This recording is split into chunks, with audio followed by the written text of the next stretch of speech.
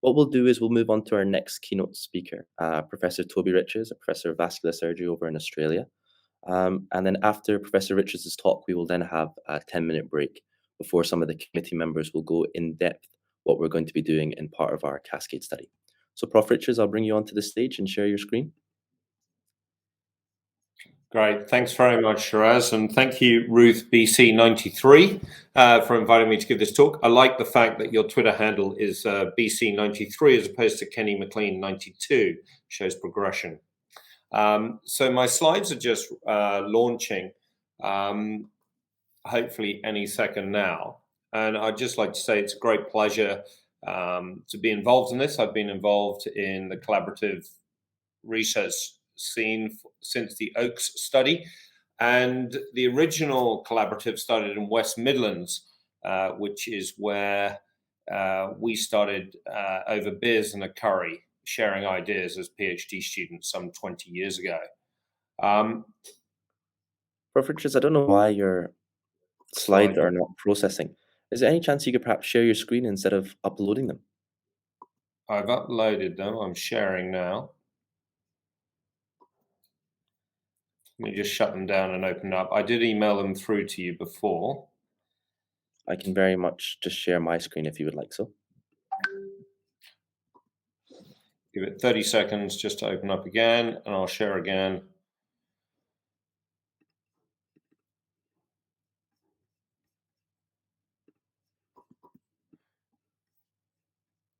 I can try and do that for you. I don't know why Let me just do that for you, Prof. Richards. Can everyone see that? Fine. Okay, so if you go to PowerPoint slide presentation, thank you very much for inviting me to give this talk. Next slide. So why are we interested in, if you can go to next slide, Shiraz.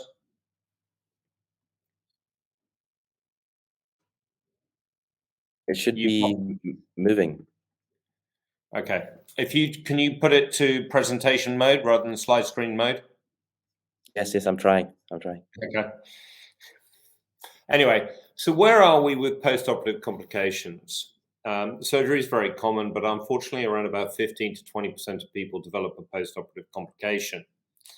And what happens with postoperative complications is that even though there's a short-term effect where you get a complication in hospital, next slide, Shiraz, this has a long-term impact on mortality. Now, this was first shown using the US Veterans Database. Now, the US Veterans Database is a National Quality and Safety Improvement Program, NSQIP, and it collects data on the first 3 operations at every hospital in the network per annum. It's about 100,000 operations per annum. And what they showed was in this associative data was that any complication occurring within 30 days directly impacted recovery to 1 year and 5 years. And so complications significantly were associated with increased morbidity and mortality. Next slide, please, Shiraz. And when you look at myocardial ischemia, going back one slide, then this was specifically seen with cardiac complications. So where do we go with cardiac complications per se? Next slide, please. We know what a myocardial infarction is. A myocardial infarction is where you've got evidence and symptoms of myocardial injury. So you have symptoms of a heart attack, you've got chest pain, shortness of breath, you've got the ECG changes, you've got evidence of myocardial ischemia on an echo, or evidence of coronary thrombus, etc. And you're all familiar with this. This is the simple, straightforward myocardial infarction. Next slide, please. And this can be divided into 2 types of mechanism. An intrinsic mechanism, i.e., you have a problem with the blood vessels inside the heart itself, and that plaque, that atheromatous plaque, has ruptured or eroded with thrombus or embolism within that. Next slide. the difference between a type 1 and a type 2. A type 2 is where there is something else going on with the patient. So it doesn't reflect instability of the plaque itself. It reflects a patient who's extremely unwell. Maybe they've had major hemorrhage, maybe they're hypoxic. So highly relevant in COVID. Dissections included in there, but also vasospasm and stable atherosclerosis. So this is where you've got a stable heart, but the patient themselves is unwell, and that's led to a myocardial infarction. Next slide, please. Now, all these things overlap quite significantly. At the center, you've got someone who's had a heart attack, so you can see the ECG changes. They've had chest pain, etc. It could be related to hypoxemia, heart failure, kidney disease, etc. But these things could occur on their own without causing a heart attack. But sometimes you get an elevated troponin.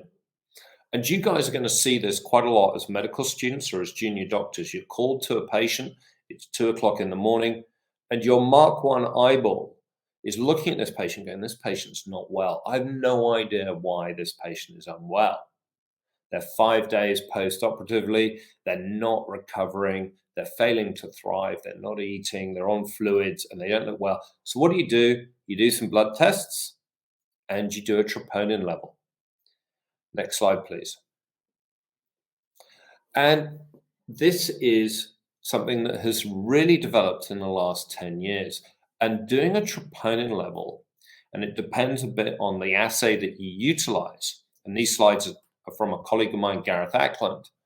A high troponin level, i.e. a leak of the protein structure from the heart, is associated with adverse outcomes. Next slide, please.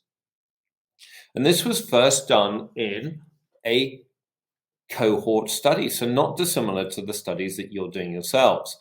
And PJ Devereaux led this, and it was published initially in 2012, then in 2014, 2017. It was somewhat salami sliced. But what he showed was that if you had an elevated high sensitivity troponin after surgery, particularly in the first 24 hours, this was associated with an increased 30-day morbidity and mortality. And you can see there's a dose-dependent effect. Next slide. But what they did with this is it's a bit of a criticism here. So you've got to be careful of association and causality. This was an observational study. Not everybody got a test. Now, what they decided to do was they adjudicated and put an absolute cutoff of a troponin of 20, and they called this MINS, but it's not specific for the heart, and I'll come on to that next slide. And what they also did is they used this terminology of MINS to then subdivide to look to see what was the impact of statins, here showing that statins have a reduction in preoperative use of statins associated with the perioperative reduction in morbidity and mortality. Next slide. And they developed this new associative diagnosis called MINS. But when we reviewed this, we went back to some of the original data, and this is data by Gareth Ackland, looking at sensitivity of troponin to predict outcomes, specifically cardiac outcomes. The data is the same. If you have a troponin rise, particularly in the first 24 hours, but anytime in the first 3 days after surgery, it's associated with a worse outcome, i.e. increased morbidity and mortality. Next slide. And it doesn't matter what type of surgery you have, whether or not it's cardiovascular, orthopedic, or intra-abdominal. Next slide. However, there are confounders, and this is the issue that you have to bear in mind but when you're looking at non-randomized controlled trial data. This is, and the study you're doing is an observational study, so you can imply association, but you can't imply anything else, because troponin is significantly elevated in renal disease, infection, and particularly atrial fibrillation or any underlying cardiac failure. And the interesting thing is when you do a meta-analysis and you take away all these risks, then you see that troponin does not relate specifically to cardiac adverse events. So it's a very, very interesting one because a myocardial infarction, there's no question. You've got symptoms, you've got ECG changes, etc. But the measurement of a troponin, even though it's cardiac-specific troponin, does not necessarily mean that it's a problem with the heart. It's not a type 1 or a type 2 MI. It could be confounded by infection. It could be confounded by a high baseline troponin seen in cardiac failure, atrial fibrillation, or CKD. But what do we know? We know that it's a really good marker of general badness after surgery. If you've got an elevated troponin, something bad's going to happen. And on the flip side, if your troponin is normal after surgery, that's a really good prognostic sign for a good recovery. Next slide, please. So this study that you are about to do is very interesting because it's probably going to be as big as PJ Devereux's study that got several JAMA manuscripts and a plethora of other manuscripts. You're going to be looking at the patient risk factors and specifically, how was the patient's cardiovascular system assessed? Did they have a CPET score? Frailty, that wasn't looked at in the VISION study. Your medication, particularly nowadays with DOACs, because in the follow-up to PJ's study, the VISION study, they did the MANAGE study, where they randomized people to have DOACs or no DOACs. You may also get baseline ECGs and troponins. And your outcomes will be the fourth universal definition of myocardial infarction or troponin rise. Next slide, please. So I think this is a really interesting study. You're looking at major adverse cardiac events, and that's whether or not someone's had a myocardial infarction, so symptomatic or proven injury to the heart, cardiac arrest, cardiac revascularization, or cardiac death. Those are all easy. But also you're going to be looking at this thing called myocardial injury, which is indicated by troponin rise. But because you're collecting other factors, you'll be able to control for sepsis, chronic renal failure, and atrial fibrillation. And I come on to atrial fibrillation. Next slide. Because the thing about atrial fibrillation is the harder you look in the postoperative setting, whether or not you feel the pulse on a daily basis, whether or not you do an ECG or you put someone onto a cardiac monitor, the more you find. So around about 4 to 5% of people after major non-cardiac surgery will develop atrial fibrillation.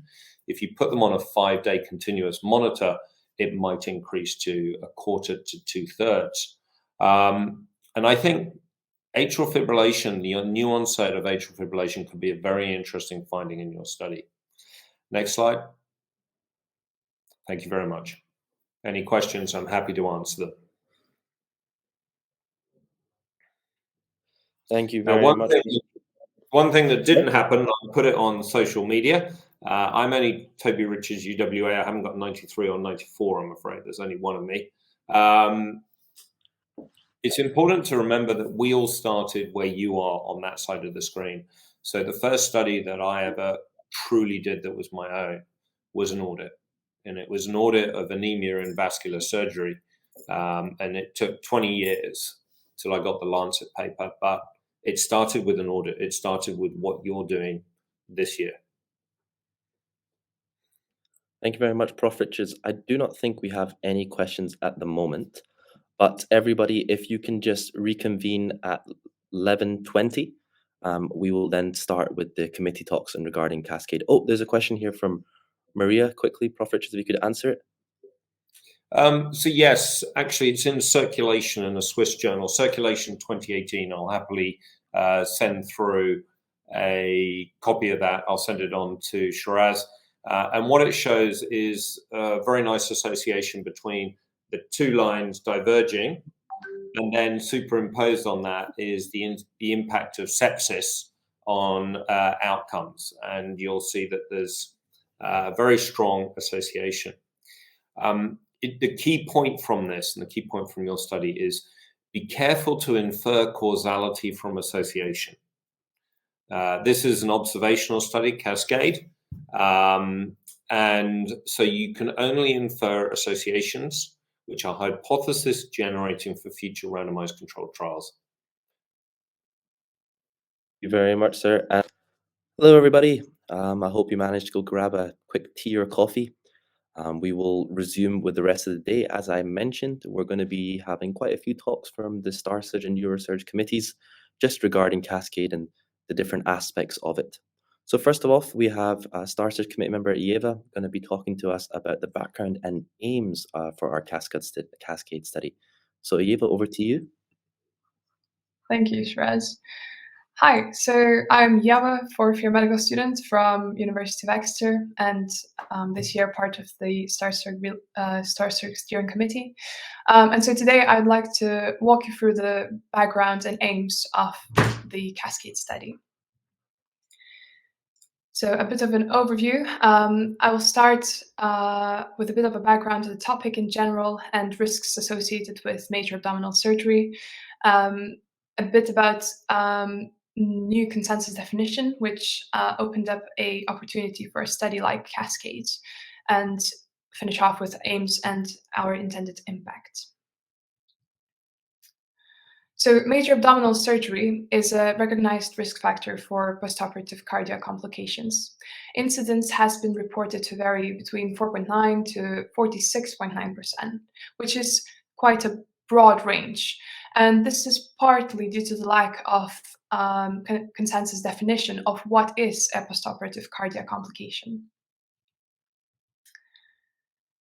So in 2021, so last year, STEP Compact, so Standardized Endpoints for Perioperative Medicine Compact Initiative, published a paper defining key postoperative cardiac complications that are considered the most important for perioperative care.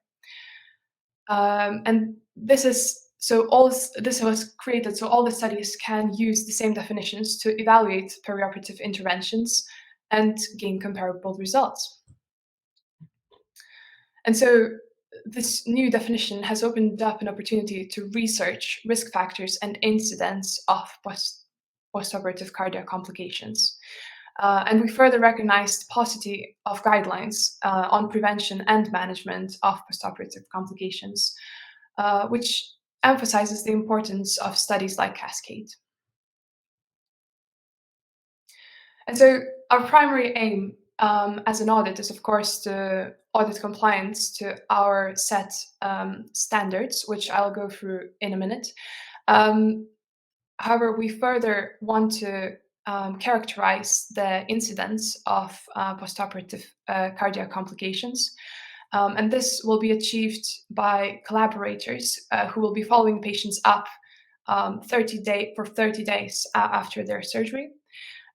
We further want to identify risk factors of PCC by tracking different management options that were applied to patients. And lastly, explore the association of postoperative anemia with short-term outcomes, so 30-day complications and readmission.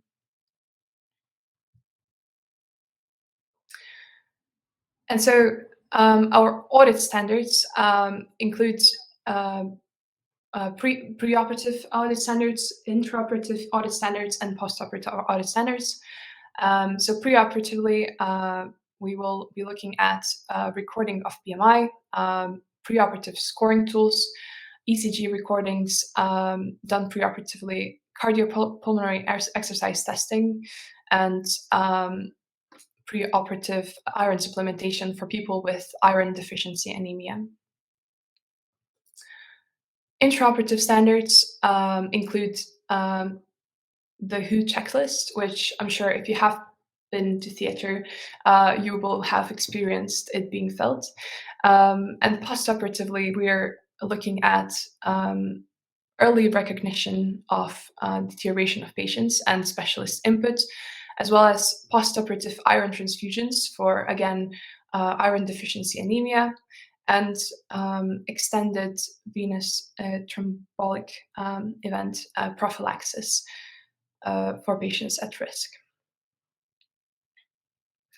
Just to kind of mention, all these standards have been created on the basis of guidance that have been formulated by the Royal College of Anesthetics, American College of Cardiology, American Heart Association, NICE, and Enhanced Recovery After Surgery protocols, which have done great work formulating recommendations of how to decrease the likelihood of postoperative cardiac complications.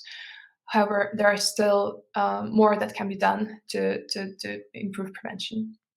And so the impact of the CASCADE study we see as identifying incidence and risk factors of postoperative cardiac complications, should provide benchmarking data for future randomized control trials, eventually contributing to decreasing complications after major abdominal surgery.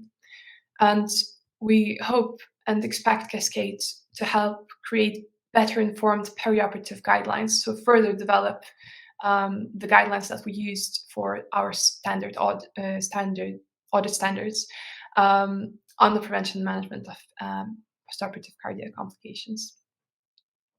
And so CASCADE is building on kind of the brother of the RECON audit, which has been a great success with informing clinical trials and having multiple publications, and a few other papers are still under review.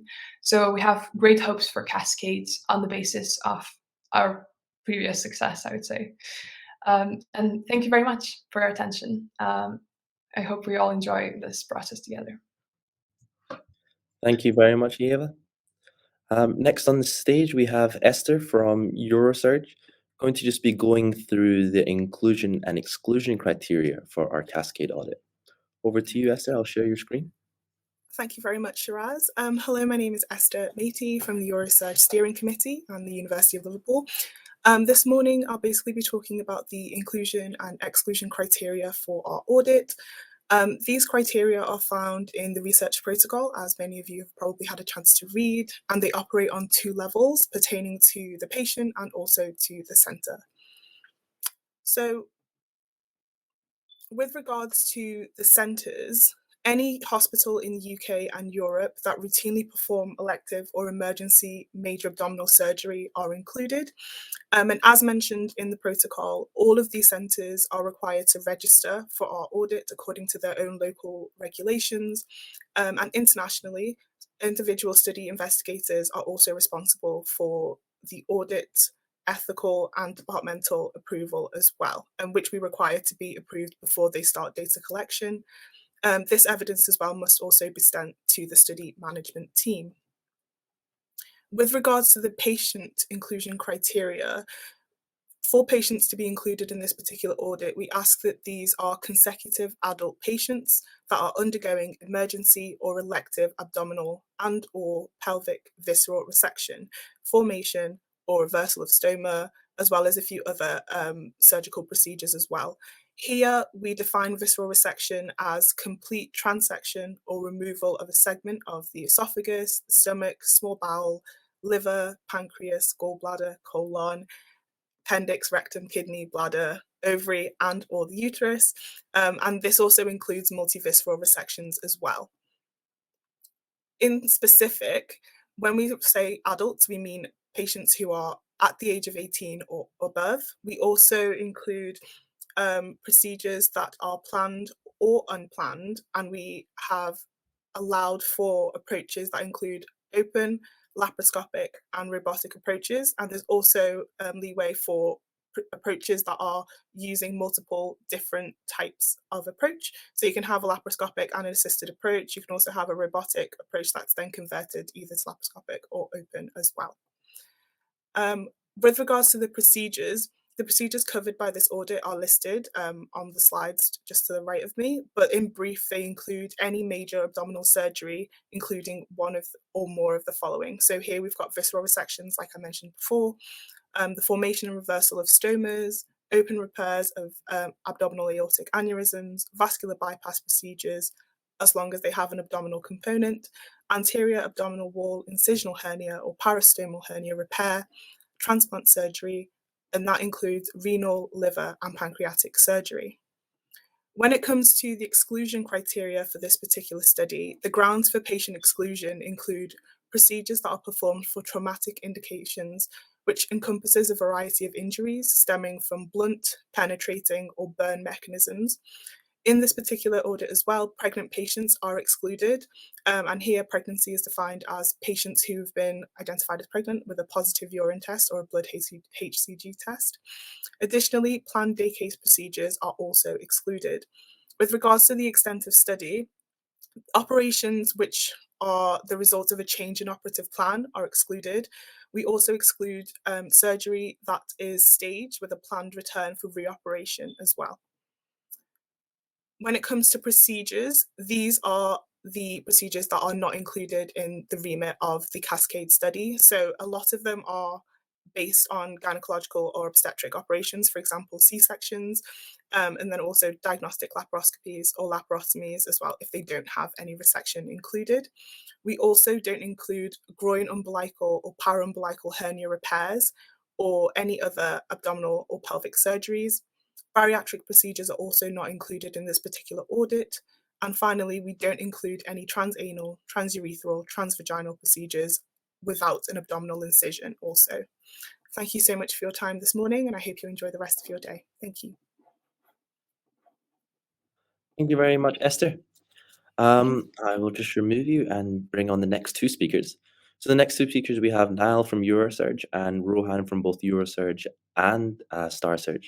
So welcome both. And both of the Niall and Rohan will be going through the outcome measures, which we'll be using for Cascade. So over to you both. Thanks, Shiraz. Just checking, can you guys see the screen? Yes, we can. Sure. So hi everyone, I'm Rohan. I'm a final year student from Birmingham. So I'm going to talk briefly about some of the 30-day outcomes we're looking at, and then hand over to Niall, who'll expand on some of them.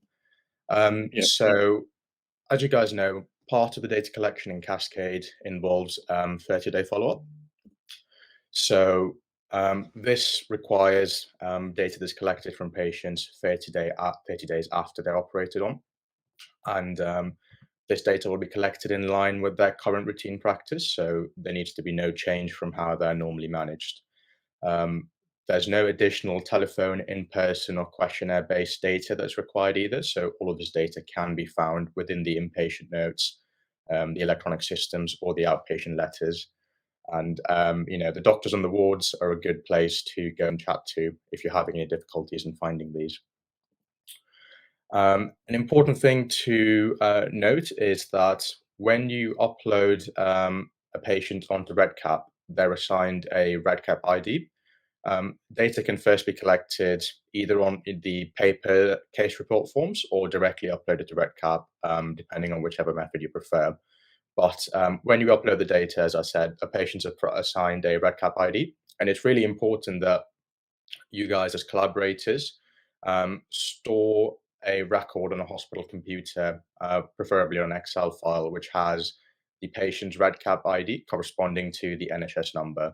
And this is really, really important as, when you come back to this patient 30 days later, you need to know which patient belongs to which record to ensure that you complete a 30-day follow-up, and also if they have any missing data further down the road.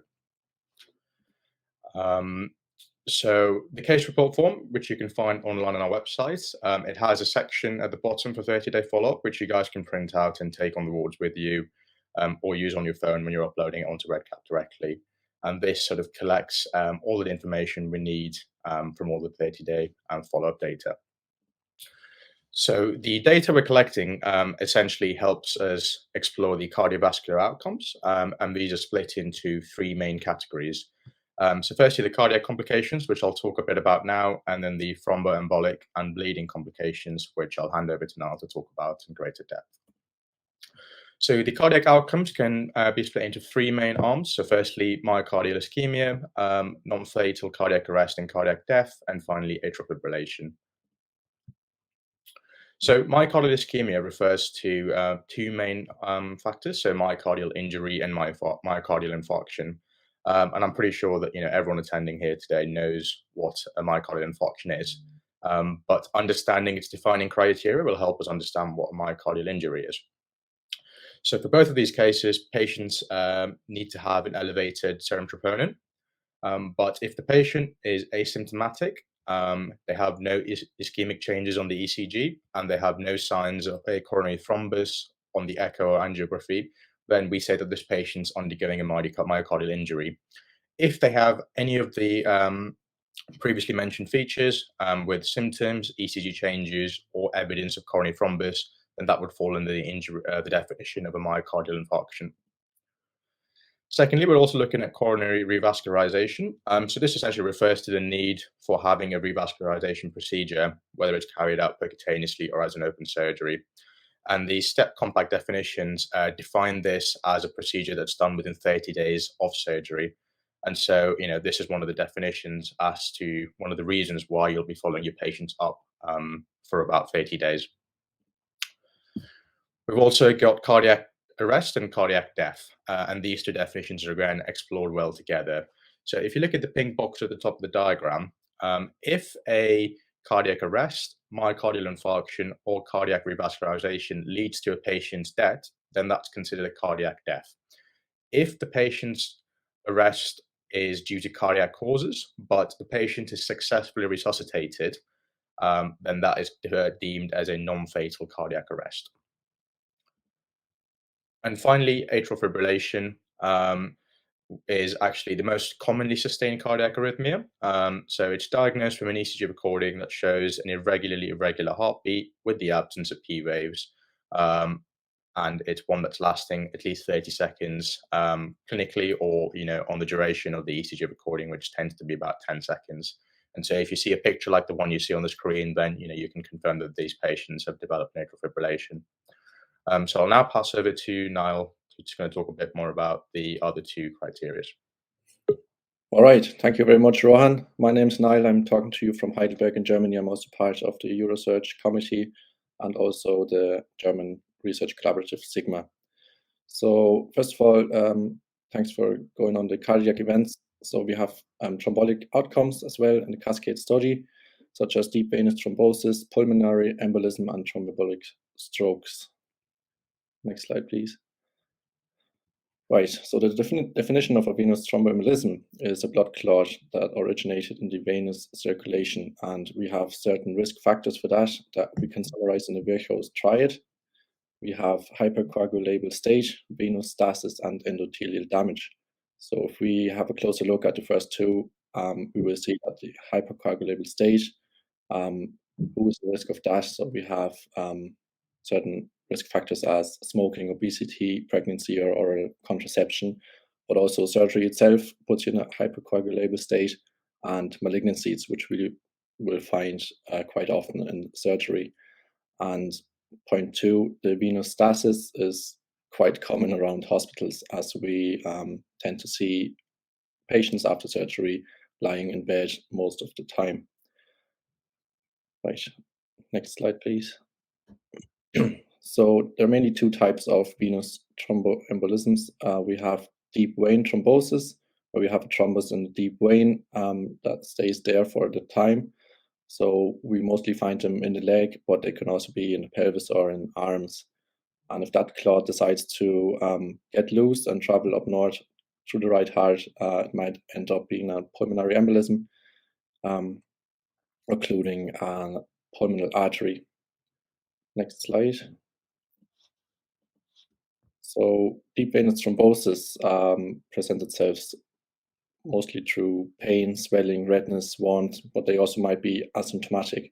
So in the next slide, we'll see what we need for the diagnosis. So it's mostly radiological. So it's either on contrast venography, on color-coded or compression ultrasonography, or in an enhanced contrast-enhanced CT either. So if you were thinking about D-dimers, which are often used for detection of deep venous thrombosis, unfortunately, there are no use at all in surgery, because we do a lot of damage trauma in surgery with a lot of bleeding and clotting. So we'll always find D-dimers in surgical patients. And if you want to read up on that, I can recommend the Appendix D in the protocol. Next slide, please. So next step is the pulmonary embolism. This is what happens when a clot breaks free and goes into the lungs. So the presentation, there's a wide range from absolutely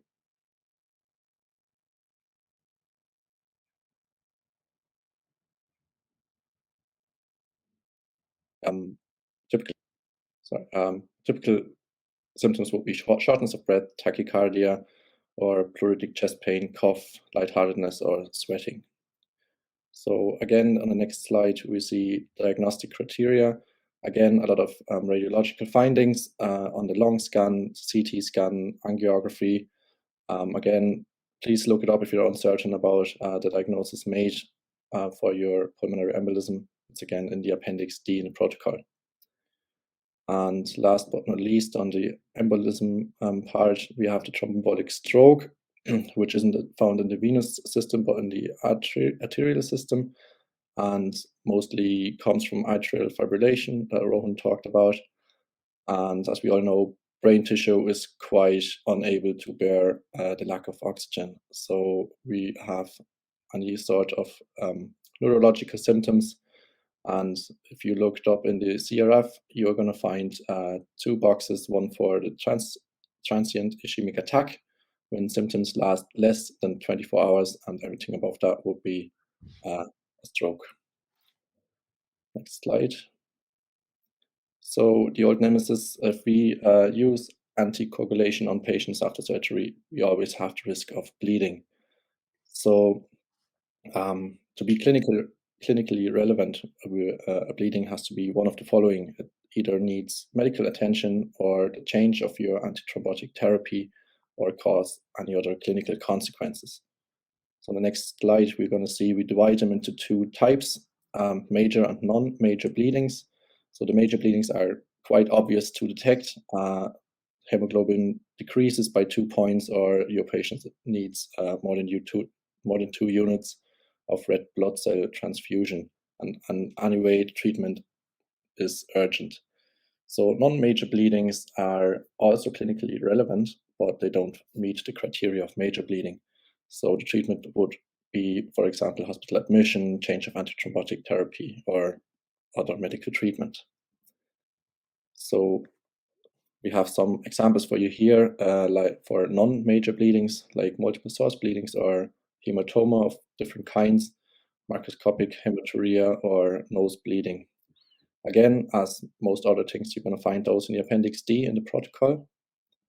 And as always, look things up. The CRF gives you a good overview on which data sets we obtain. And if you want to read up on cardiovascular complications, you'll find them in the Appendix D, and bleeding complications in the Appendix D Part B. And as always, please do not hesitate to ask your fellows or supervisors if you have any doubts on what to put in the form, because data correctness and completeness is very important. So that's it. Thank you very much for listening. Thank you for being part of the CASCADE study. And as always, enjoy. Thank you very much, both. Just a heads up to everybody, in regards to questions that you may have about Cascade, we've actually got a question section at the end of all the committee talks. So feel free to message in the comment section if you do have any questions, but we do have a segmented 30 minutes of time for you to answer any questions that you may all have. But Cascade, as you all know, is going to be across, United Kingdom and Europe, and we're going to be incorporating a mini team structure, and how we're going to actually organize the study is going to be explained by Daoud Chaudhry, a University of Birmingham student who is currently part of both StarSurge and Eurosurge as well. So if I can invite Daoud onto this stage along with his PowerPoint. Hello, Daoud. Hi, Shiraz. Thank you. Okay. Thank you for the introduction, Shiraz. So as said, my name is Daoud. I'm one of the 50-year medical students from University of Birmingham, from both StarSurge and Eurosurge, and today I'll be covering kind of the study organization and mini structure for Cascade.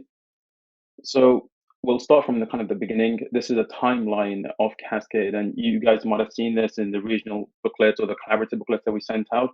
But just to go over it once again, so there'll be 5 data collection periods for CASCADE, starting from the 24th of January till the 3rd of April. There'll be 2 weeks in length of each period. We'll close the REDCap on the 3rd of July 2022, and hopefully we want to analyze the results over summer and be able to present our findings by late 2022. But I think it's important so everybody understands everybody's role, so we have a holistic understanding. So we'll start by what the steering committee is. So the steering committee are a core group of medical students and junior doctors who have the overall responsibility for the protocol design, project coordination, and data handling. So in this study, from Star Surgeon, Neurosurge, there's 26 members together which form the steering committee. We then have our regional leads and national leads, hospital leads, and the local collaborators, also known as data collectors.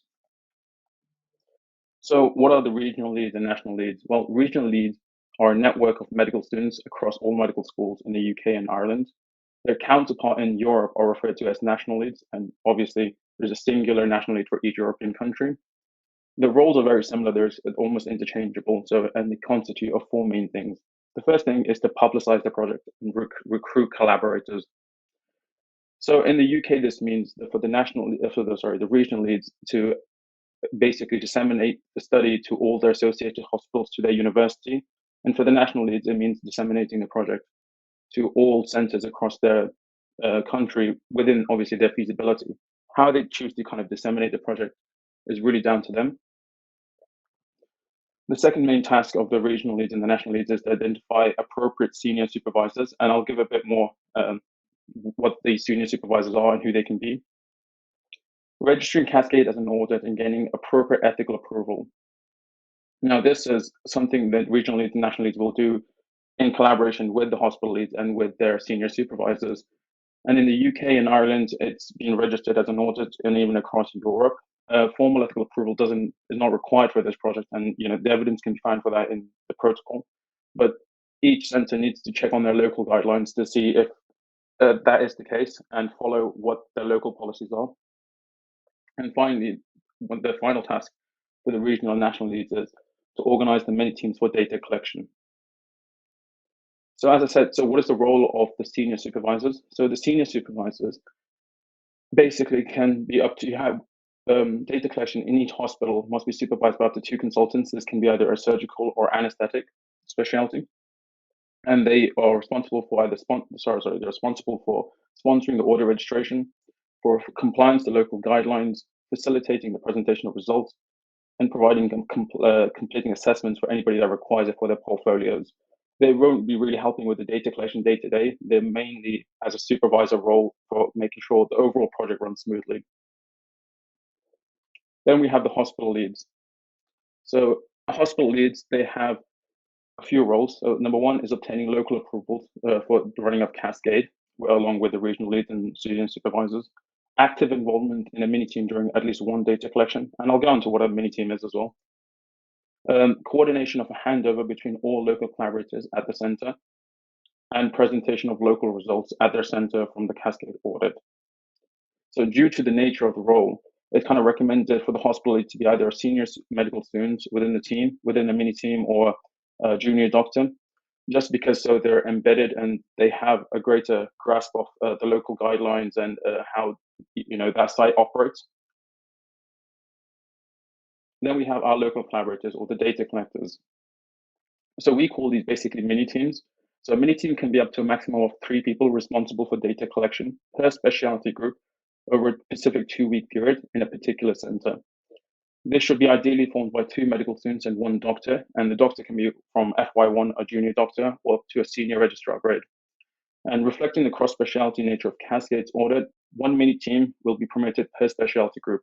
And the 4 specialty groups that we have defined are gastrointestinal and liver surgery, vascular and transplant surgery, urological surgery, and gynecological surgery. So to kind of help you visualize what I just said, because it can be confusing words. So over the 2-week data collection period, there can be 4 mini teams, each constituting up to a maximum of 3 members for each specialty group.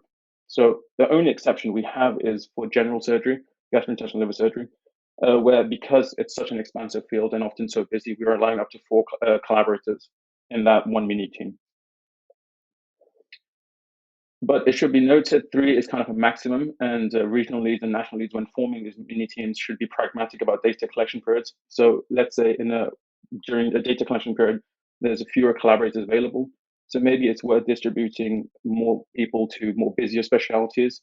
For in a center where there's less transplant surgery and more general surgery, maybe worth having 3 people in general surgery and 1 in vascular transplant surgery. But there's no hard rules for any of these. It's just more so to provide flexibility to the regional and national leads, depending on local needs. And the roles of the local collaborators are, number 1, to comply with the local audit approval processes and their rules, active involvement in data collection in at least one of the data collection periods, and active collaboration with the regional and local lead in order to present these results.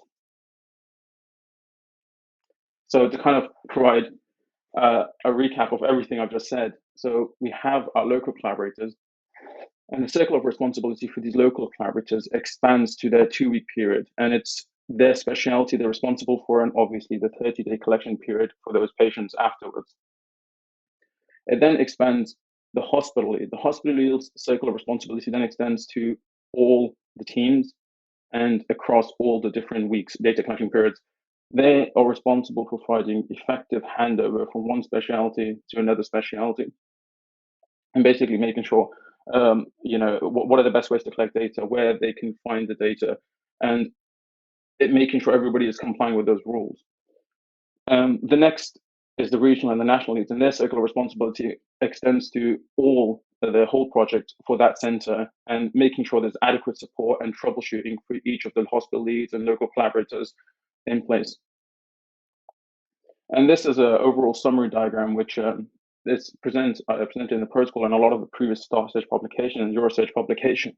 And I think it provides a good summary if you guys want to go back and refresh on the different roles of the medical students, the junior doctors, and the consultants, the senior supervisors. The stuff in the orange box, which is the independent data validators, that can be kind of ignored. That's something almost from legacy, which we had previously. But over the years, we've noticed this model of operating a study has very good data ascertainment, and that is something we've kind of removed, but the rest of the diagram is very relevant, and I think encapsulates the message quite well. So it's a good tool to go back to. That completes the kind of talk. Thank you very much for listening, and to everyone taking part of Cascade, and yeah.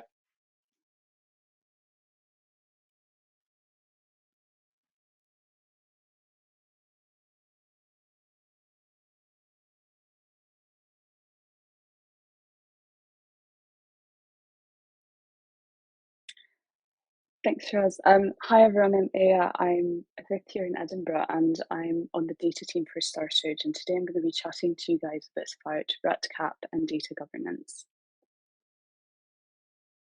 So you'll be pleased to know this isn't sort of a extensive review of data governance, it's more talking about very practical elements of how you can apply these principles when you're collecting data, and tips for using REDCap, which is the platform that we're using to store the database for this project and what we use for most Star Search projects. So very briefly, the kind of things that you need for data before starting data collection.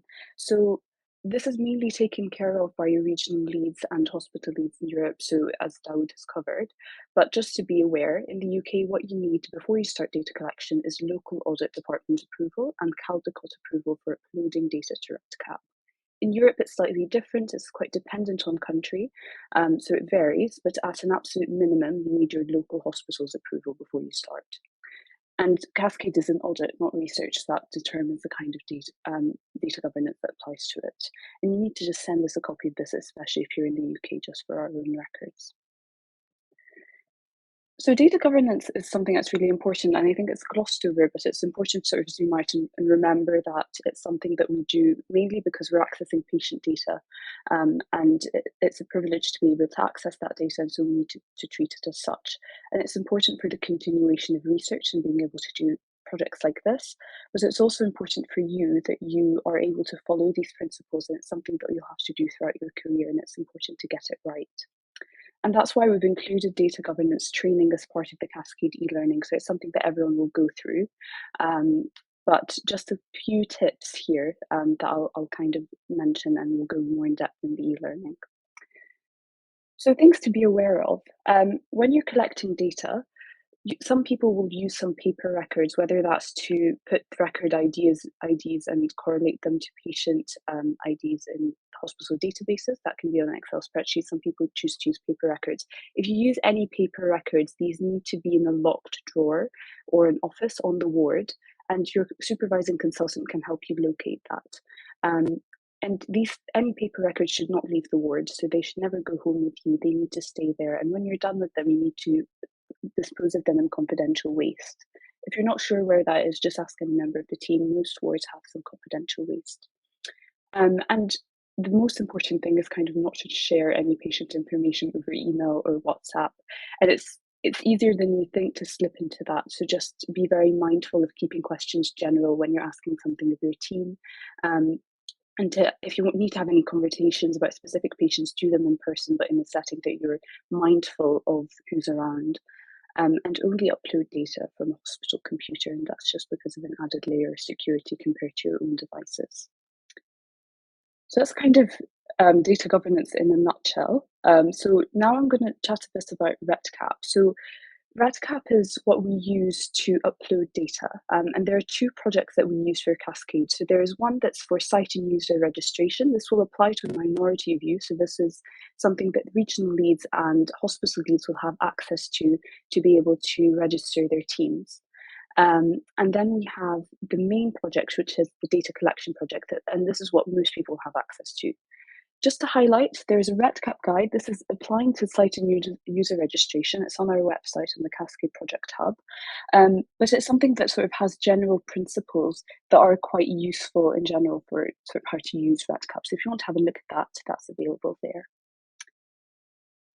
So I thought the best way to kind of go through REDCap is to show you what it looks like and go over a couple of details of what you might see when you're logging in. So this is the Cascade data collection project. This is exactly what you would see, and this is what you see when you open up REDCap. There's a lot going on in the slide. The main thing that you need to focus on is this bit here. So this is add or edit records, and that's the main thing that you will be using, and it's how to access the records that you have. If you click on that, you get to a page that looks a bit like this. So you'll see that there are two options here. You can select an existing record, or you can add a new record.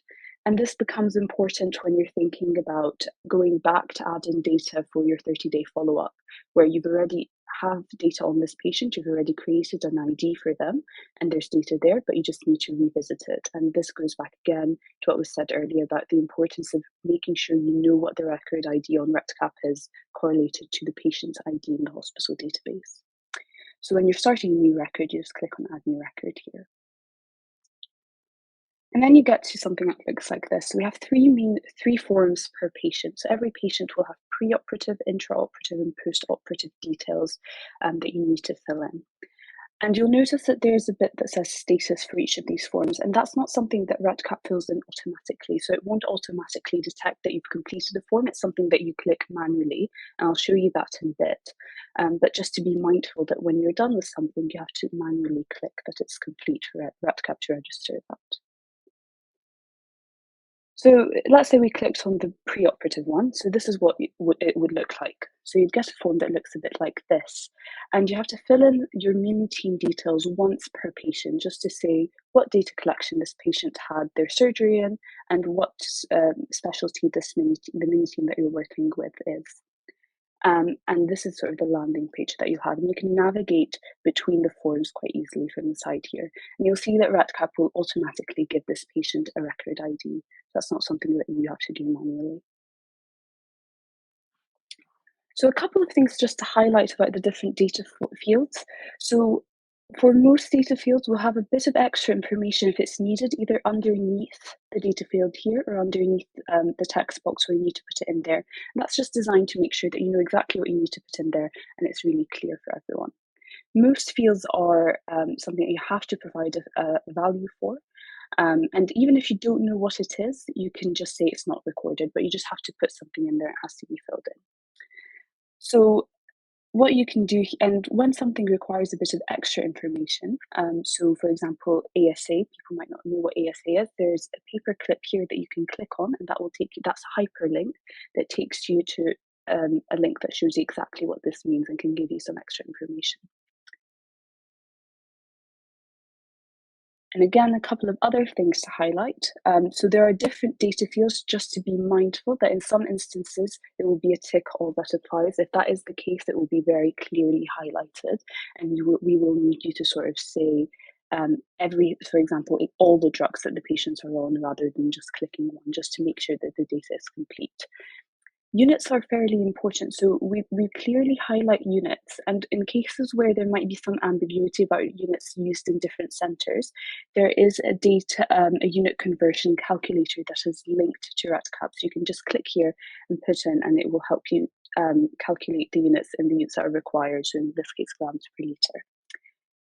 And just to note that, for example, here this only accepts whole numbers, so if you put in something that doesn't go with the description that's written there, REDCap will not accept it, and it will kind of make you put it in whole numbers, just to be mindful of that. And then at the end of every form, and this goes back to what I was saying earlier, you can just click complete and that form will be done. So it's fairly easy to use once you've tried it, but these are just a couple of the things that are sort of good to be aware of before you start. So that's me. Thank you very much for listening, and we'll be happy to take any questions in the Q&A. Thank you very much, Aya. We'll just move on to the final talk for this morning session, just before the Q&A, and then proceeding then after lunch. So we've got Michał Kawka, a medical student over in Imperial College London, and he's just going to give some tips on making the most of your time as a collaborator in the CASCADE study. Over to you, Michał. Thanks, Shiraz, for the introduction. So just before we move into the Q&A session, I'm just going to talk about some general tips and tricks of how to make the most of your time as a collaborator and make sure you enjoy it and get the skills that you want. So I'll go through these 8 tips that I think are very important, and I'll start with communication. And I think it's very clear that this is a collaborative study and you're going to be working with teams at your side over different periods. So it's make sure that before you commence data collection, you know who are the members of your mini team, that you arrange to meet them either in person or virtually, and that you maintain communication over the 2-week period you're collecting data with your team. And that will help you to smooth out any difficulties. Also within your team, you can we sort of think that flexibility is quite important, and you can sort of agree in advance who's responsible for which parts of the project, so whether that's identifying the cases, inputting the data, the follow-up. So just make sure that you have that conversation before, so it's clear that who does what. And we are also always there if you need to contact us, so whether that's your regional leads for UK or hospital leads for Europe. Just make sure you get in touch if you run into any problems. The second tip is to not overcommit and just to sign up for periods that you know you can dedicate time to. We have 5 data periods that are 2 weeks each, and that's to allow people to be involved when they're available. So just make sure that when you sign up, you can dedicate time and collect the cases that are needed. And make sure you split the workloads amongst the people in your team. And if you're struggling, again, make sure you communicate that to your team or to your hospital lead so they can make some additional arrangements. The third tip is to have a strategy to identify the patients that are eligible to be included in the study. And I know Esther mentioned the inclusion and exclusion criteria, but in practice, it might be different center to center on what's the best way to identify people who would be eligible to join the study. And having consecutive patients recruited is quite key to the nature of this audit. And here, people who have worked in the departments, that be junior doctors or consultants, will probably be the best source of knowledge on how to identify patients. And other strategies would include review of theatre lists, review of handover sheets, review of theatre logbooks, whether they be paper or digital, to make sure that you're catching all the patients in your specialty who should be included in the study. I would also say data dictionary is one of your best friends in this audit, and we've prepared the case report forms. And even if you don't intend to use the case report forms, I highly recommend having a look at them and having a look at the data dictionary, which you can find within the protocol. And the data dictionary will suggest potential sources of where you can find each of the data points that you need to input into REDCap.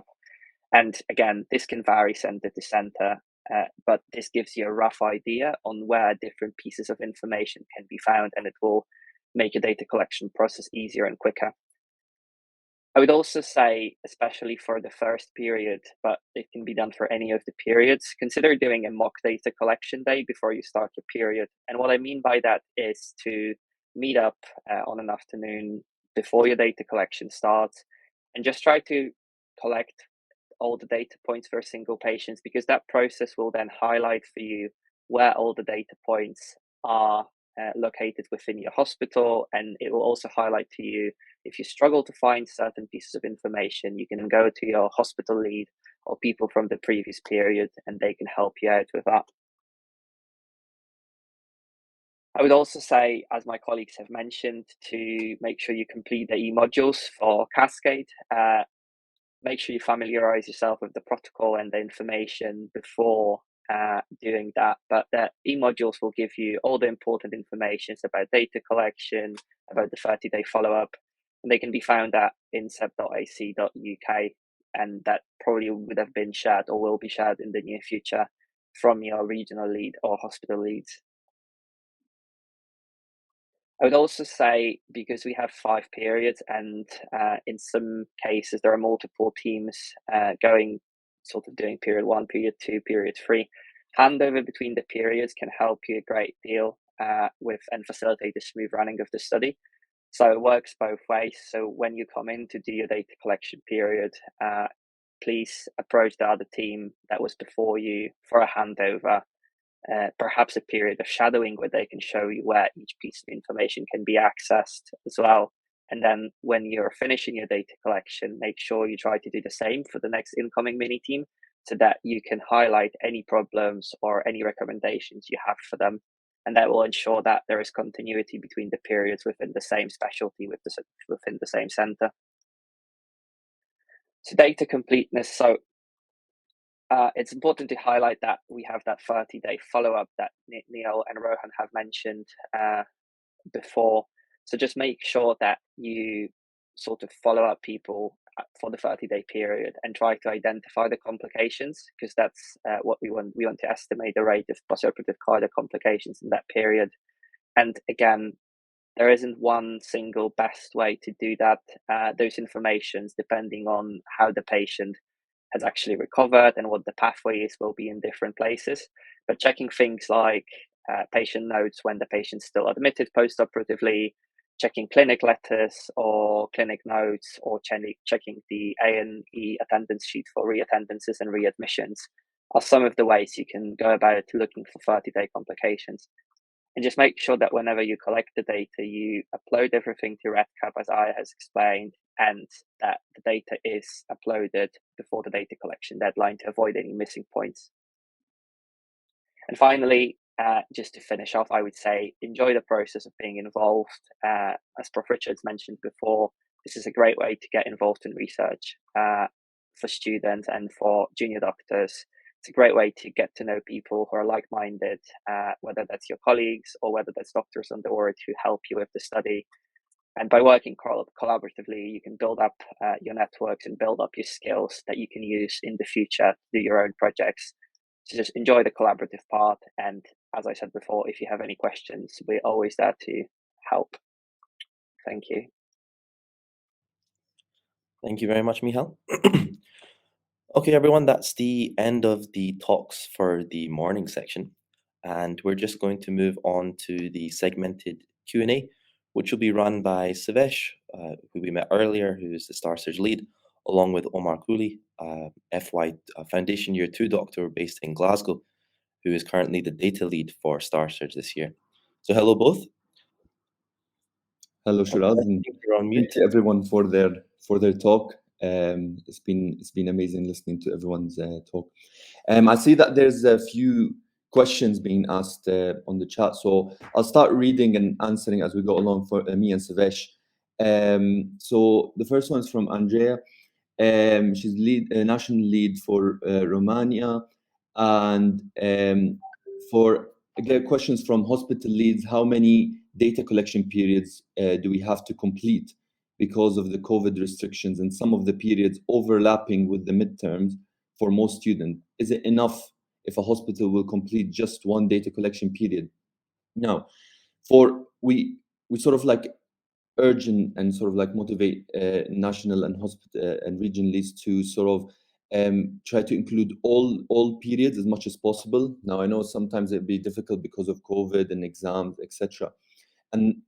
And basically, yes, if you can just do one data collection period, and if you tried your best to sort of like incorporate and push to all periods, then that would be sort of like the best case is the scenario that you've been put in. But sometimes what is best is if you can manage your mini teams. If let's say in period one you have doctors or students that have exams and you anticipate that they cannot participate in later periods, then you can shuffle these data collaborators or leads to sort of like try to cover all periods. So is sort of like necessary to try and include all periods as much as possible. Anything to add, Sivesh, for this?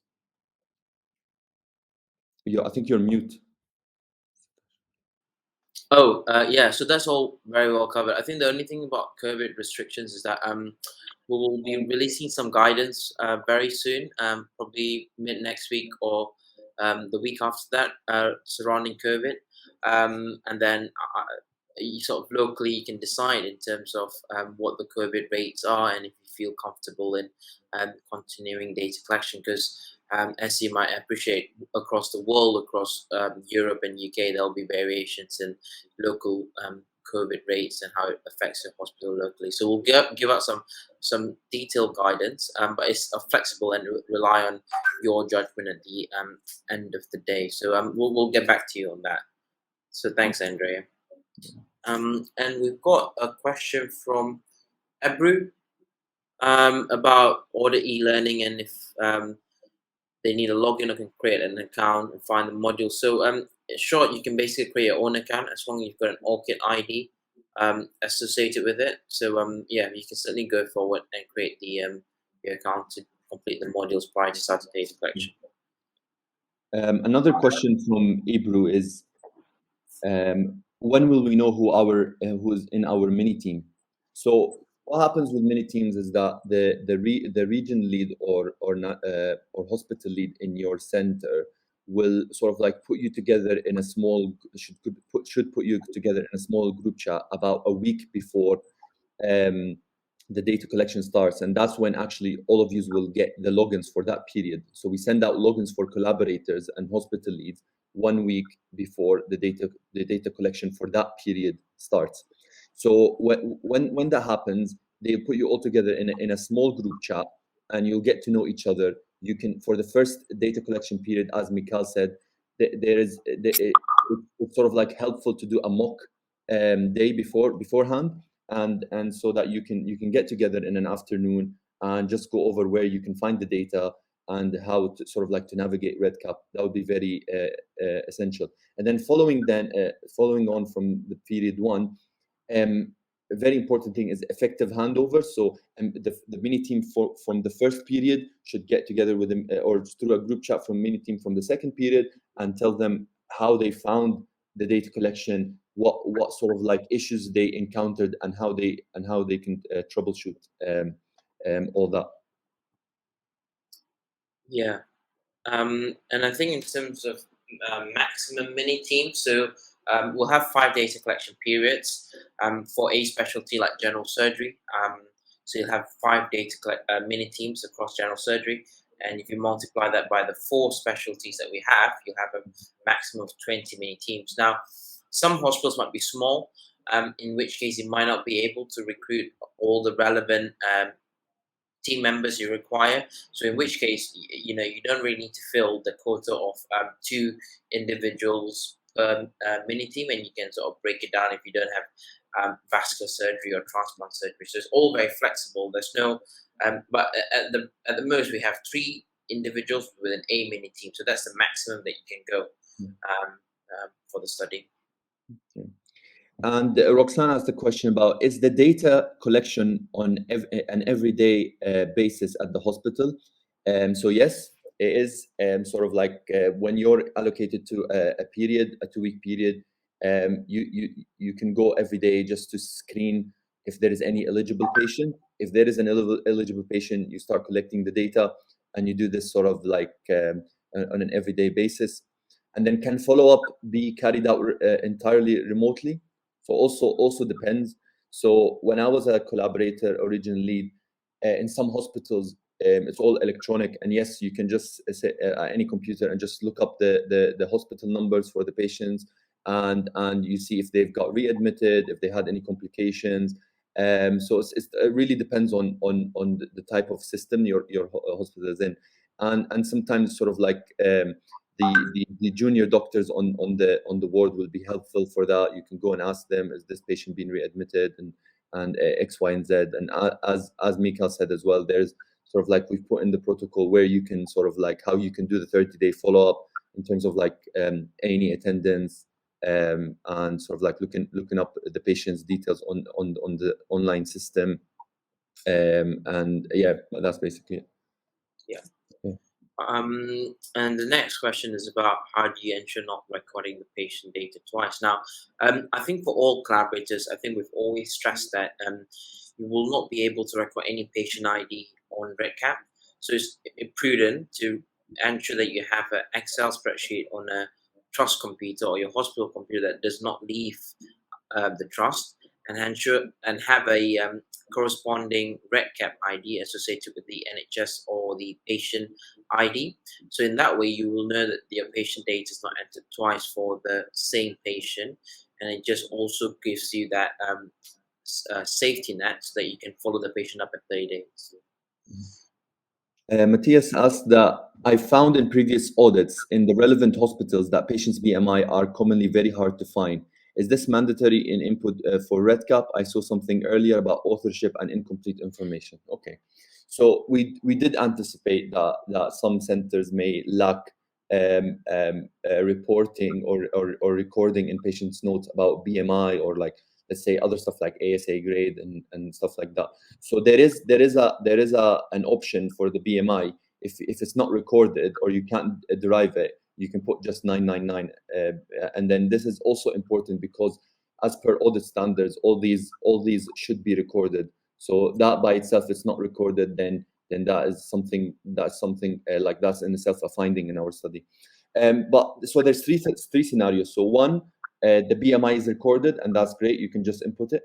But sometimes you can find the patient's height and weight, and you can derive that BMI from it, and that's also okay. And then finally, if you can't find the height or weight or BMI recorded, then that you could just put 999, or you can put non-recorded. Select the option for ASA. So we do have measures to sort of account for that.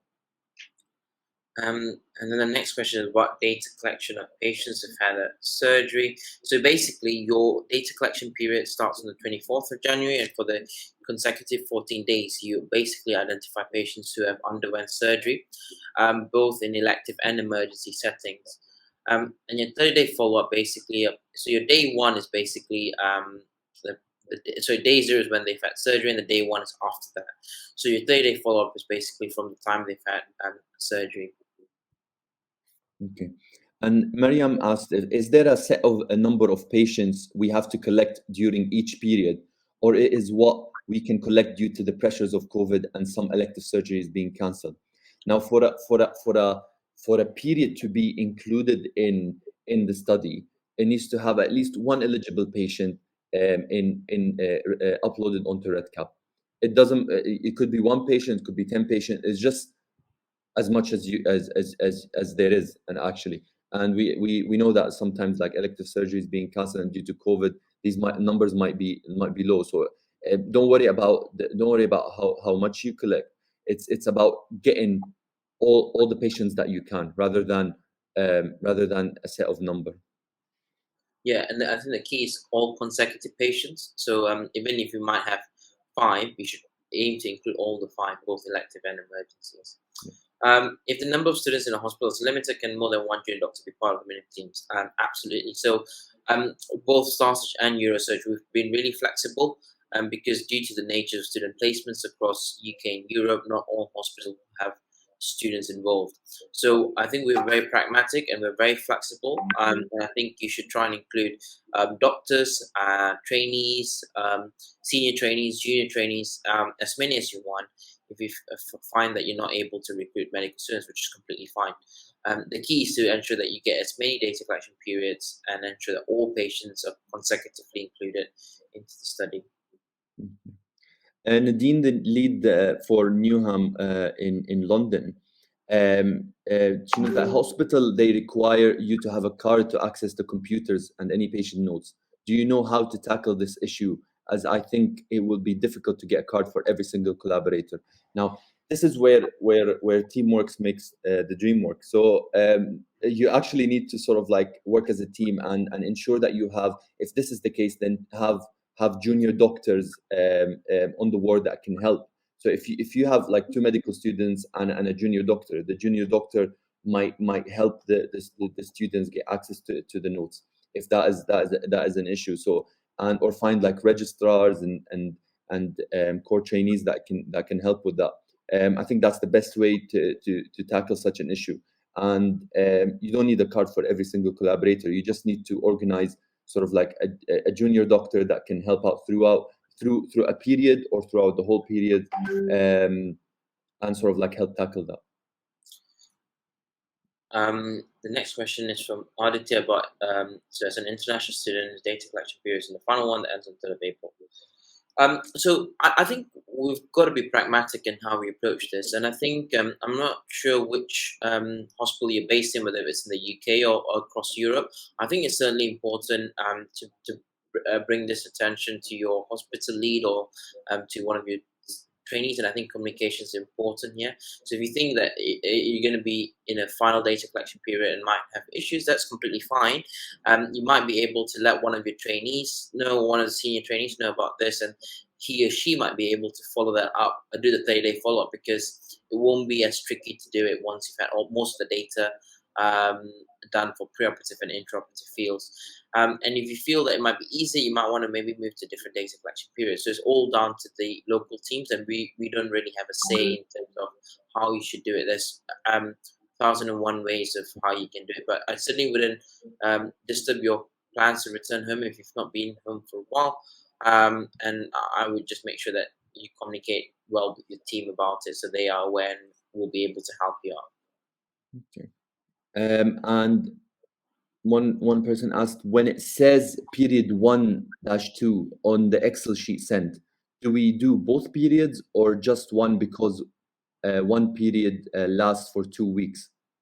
Now this is up to you and the regional lead to decide. Usually you can do one period or you can do more than one period, as much as you want to do. Actually, and the region lead should, or the hospital lead should coordinate with you which periods you should do, and yeah, I would just communicate that with the region lead or hospital lead at your center. Also, is there a set timing for collection during these days? So we just advise that you go every day and screen for eligible patients that might have surgery on that day. So that you can go at any time actually during the day. It's absolutely how it's suitable for you, rather than a set period of time. Just make sure that if you go sort of like 5 p.m. on a Monday, and if you go 8 p.m. On a Tuesday, just to cover any patients that could have come from the 5 p.m. to the 8 p.m. And had surgery in that time. And the next one is from Carolina about IRB and students. So Ruth is part of the central team, CASCADE, and I think she's working in Spain, and I think one of the things that she's advised us is that basically to have trainees involved as part of the team, so that they can guarantee supervision of medical students, and it also minimizes issues surrounding patient level data. So I think it's really key to engage your trainees and get them on board to help you out. And Tolga asked, can we take part in the same branch for several periods? Yes, definitely. So it's up to you and your availability. You can do one period, you can do more than one period, and communicate that with your hospital lead, and they will sort of like put you on REDCap, and we will issue you logins for that. And Gokop about authorship. So I think, as we've always outlined, authorship is quite broad. So consultants have a very specific role in supervising and ensuring that audit and ethical processes are completed. So that's their primary role, and trainees and students are really involved in data collection. So basically, you don't have to worry in terms of authorship. Consultants, trainees, hospital leads will all fall under that. And yes, you need to have at least one complete data collection period, but it needs to be consecutive, and it needs to have absolutely no missing data in that data collection period. And of course, if you have only one data collection period, that one money team would be given authorship. But the key is to try and get all data collection periods, because obviously the bigger the study, the better data we generate and the better the impact. Okay. And Mariam asked that on REDCap, we are allowed to have 4 collaborators on GI surgery. Is this still okay if you are a big center with a greater caseload? That is definitely okay. And we put 4 collaborators for general surgery because we anticipate that the most patients that have abdominal surgery will come from that specialty, and that's why we allowed for more collaborators in that specialty. So if we work in a gynecological unit, multiple surgical subspecialties, can we decide to create 4 main teams, each one composed of 3? So yeah, so basically if you work in, if you're collecting data for gynecology, you can collect data for up to 5 data collection periods. So you can have 3, so it's up to 15 collaborators in that specialty, yeah. Okay, and Andrea, in Romania, we don't have a centralized system where students can document readmission rates. What do we do with the patients that stay? Patients that stay for shorter periods in one hospital and then readmitted in another center? We do not have the data for that unless we actually keep in touch via telephone with all patients. So number one, patient contact isn't something that will be done in this project. If the patient can be readmitted in another center, Sivesh, any ideas?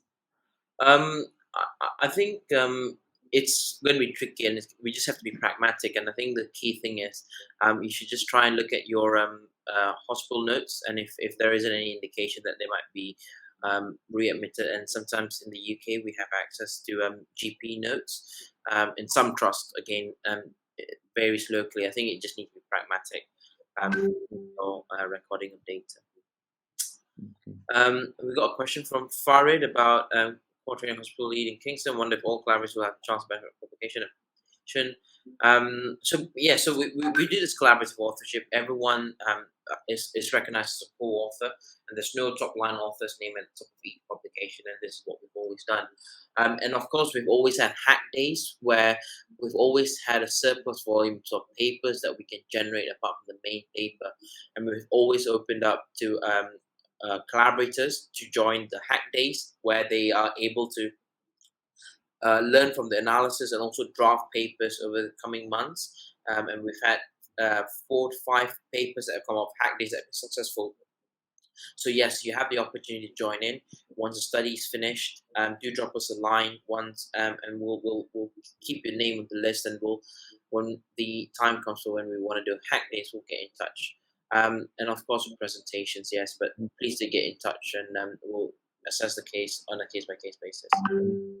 And Paulina asked, does the hospital lead have to be included in a mini team? Now, this is where the terminology needs to be clear.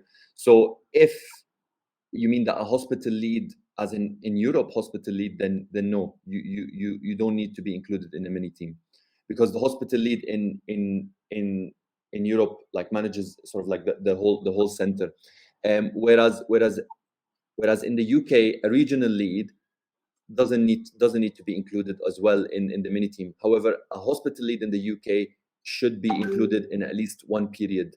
In one period, not necessarily in all periods.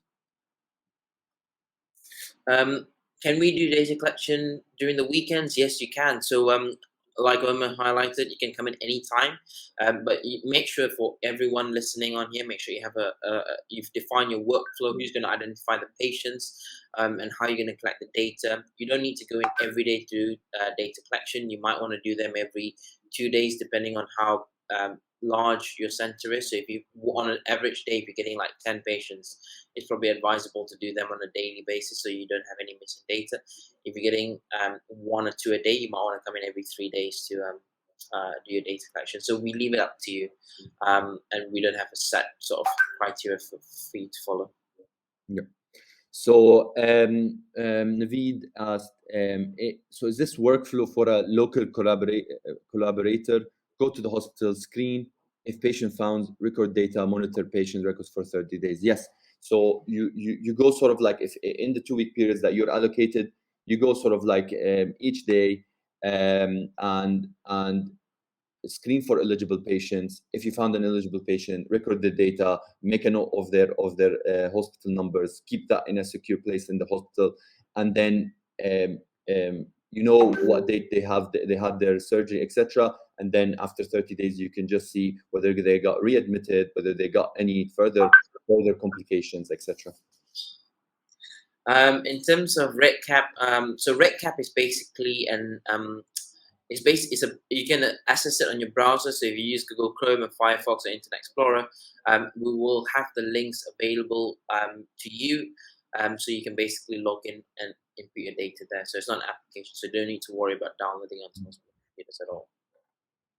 So Angela asked, do we need a NHS login? If yes, can we get one if we're not third-year medical students yet? So definitely you can ask. Sometimes the universities give you sort of or the hospitals can give you a login if you apply for it. Another way you can tackle that if you have a junior doctor in the mini team, you can always go and ask them sort of like to sort of like log you in and get what you need in terms of patient data. I know sometimes as well that not all of the centers are computerized, so you can, it's mainly in the patient notes. But yeah, it depends. You can apply for one if you ask. If not, then you can just use the registrar or junior doctor that is allocated for your hospital. So the next question is from Abru in terms of the data collection periods which are available, and there's the data collection period which is on the collaborator registration form matter. So so again, depending on where you are, and it depends on your local region lead. It's certainly flexible from our point of view, and I think it hopefully is flexible on the regional leads that you're associated with. You can do any data collection period you want, and I think the key is to make sure that you discuss that with your regional leads and offer help where there is needed. So as Omar was saying earlier, you can certainly do more than one data collection period. That's completely fine, and key is to maximize the data that your team contributes from your center. Do collaborators present, or is it the leads? So basically, the Star Search collaborative, the whole reason for us doing a collaborative research is to flatten hierarchy, and everyone has ownership of the study. And yes, if you sort of liaise with your lead and tell them, I want to sort of like present in like the anesthesia local event, and then the lead wants to present in the surgical local event, that's completely fine. Everybody should have the chance to sort of like present data if they want, but obviously liaise that with the regional leads or hospital leads in your center. We've got a question from Radhe about how should a mini team approach data collection if the team is only formed on medical students and no trainees? So I think we've always encouraged medical trainees to be involved as part of the core team along with the consultant, so at least one trainee.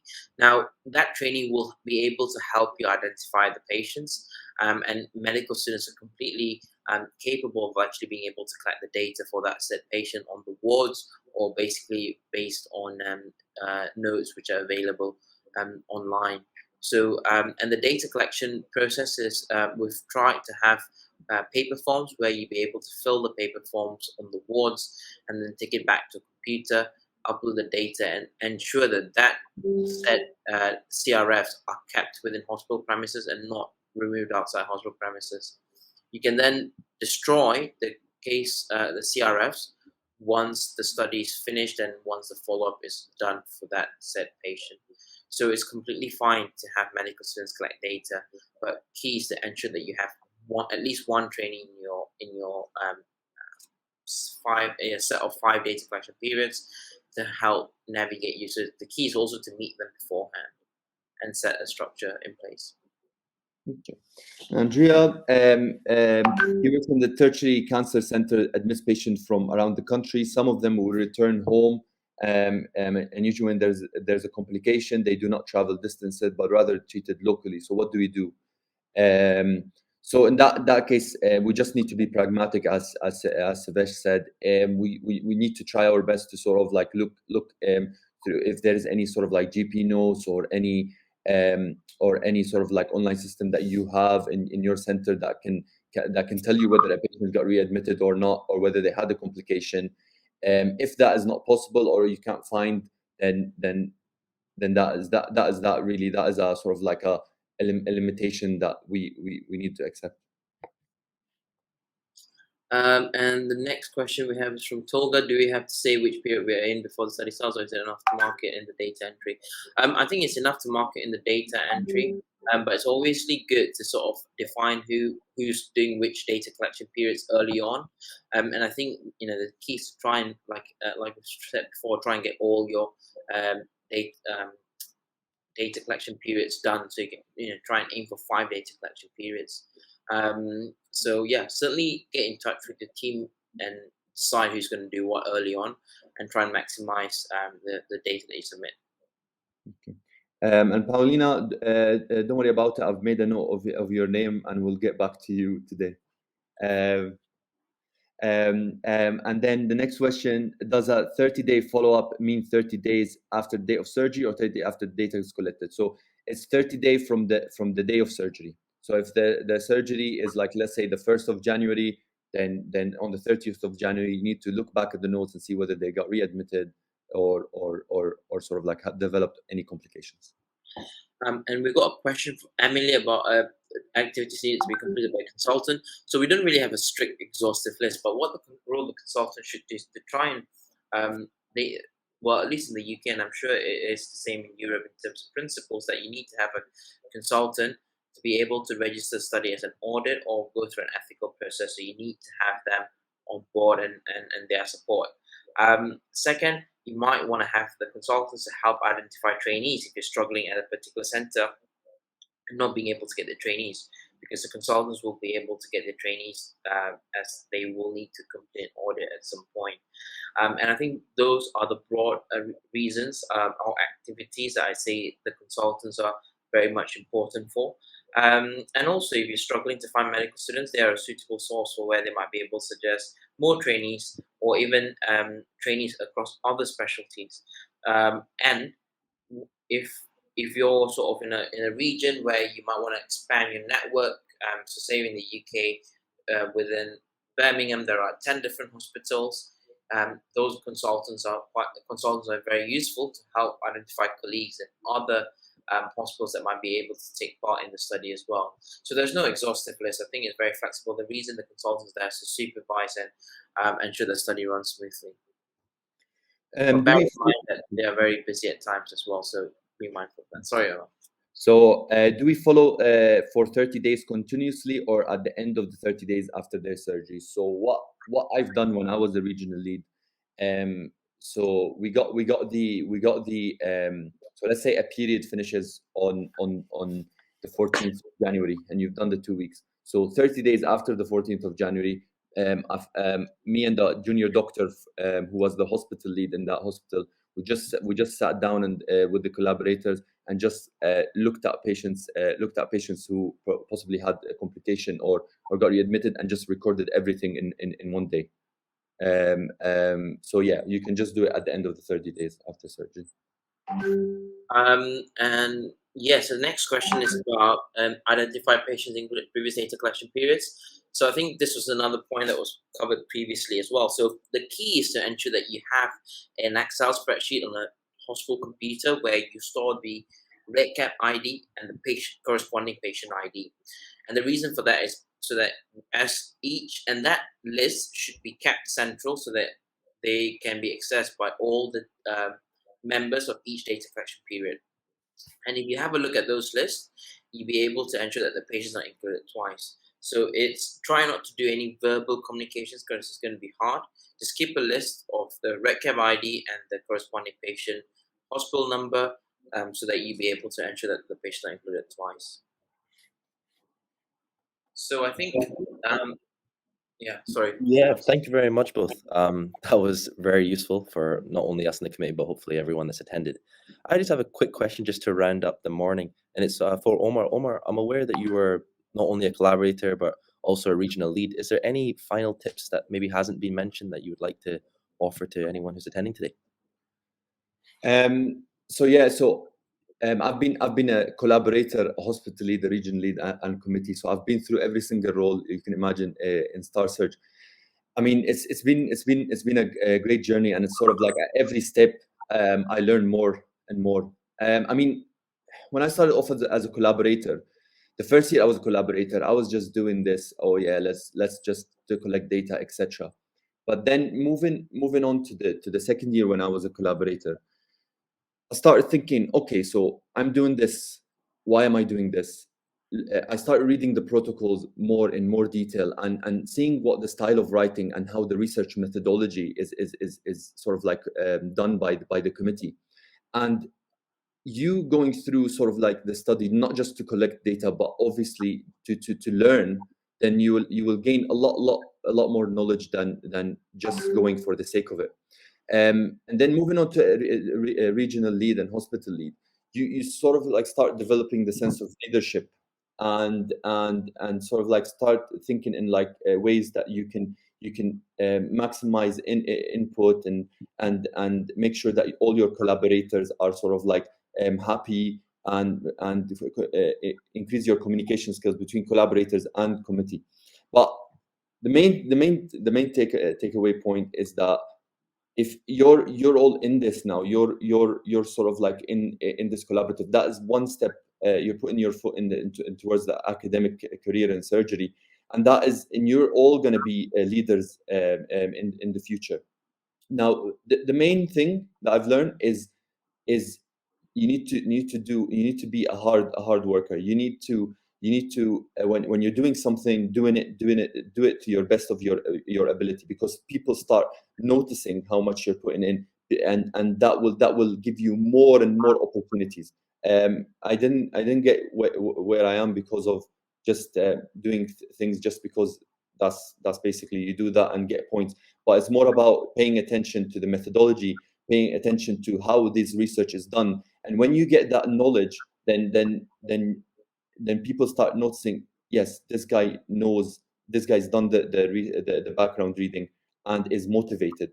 So keep motivated and keep pushing yourself, because you're in a situation now and you're in a position that will set you up for your academic career. Thank you very much, Omar. And that, everyone, is the end of our morning session.